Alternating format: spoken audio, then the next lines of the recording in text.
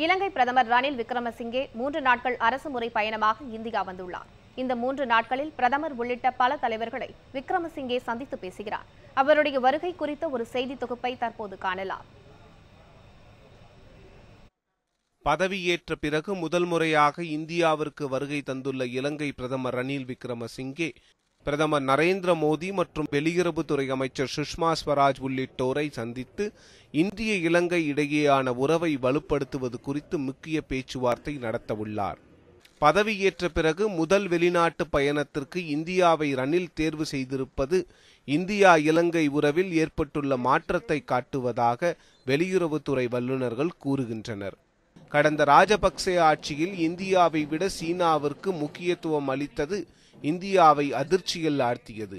ஆனால் மைத்ரிபால சிறிசேனா ஜனாதிபதியாக பதவியேற்ற பிறகு இந்த சூழ்நிலை மாறி வருகிறது. போர்க்குற்றங்கள் குறித்து சர்வதேச விசாரணை தான் வேண்டும் என்று இலங்கை தமிழ் கட்சிகள் பல போர்க்கொடி உயர்த்தியுள்ள நிலையில் பிரதமர் ரணிலின் இந்தியா பயணம் முக்கியத்துவம் பெறுகிறது. இந்த விவகாரம் குறித்து பிரதமர் மோடியிடம் ரணில் தனது நாட்டின் நிலைப்பாட்டை எடுத்துரைப்பார் என்றும் எதிர்பார்க்கப்படுகிறது. After it came to power, the Western world, UNHRC are reasonably well disposed towards Sri Lanka, and their argument that they would like to have a domestic investigation into the human rights violations during the last phase of the war with help from outside and the United Nations. So presumably Sri Lanka will ask India's support. I am sure Mr. Modi will have no problem in extending support.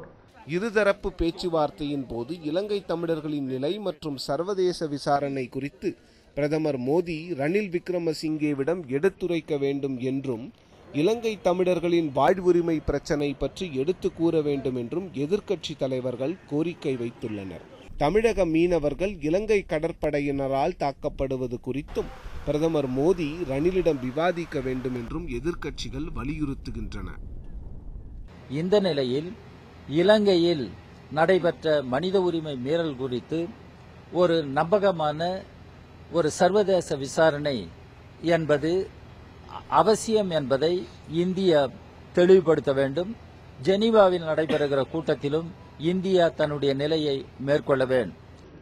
Modi Sushma ஸ்வராஜை தவிர குடியரசுத் தலைவர் பிரணாப் முகர்ஜி, நிதியமைச்சர் அருண் ஜேட்லி, உள்துறை அமைச்சர் ராஜ்நாத் சிங் மற்றும் போக்குவரத்து துறை அமைச்சர் நிதின் கட்கரி ஆகியோரையும் ரணில் சந்தித்து பேசுகிறார்.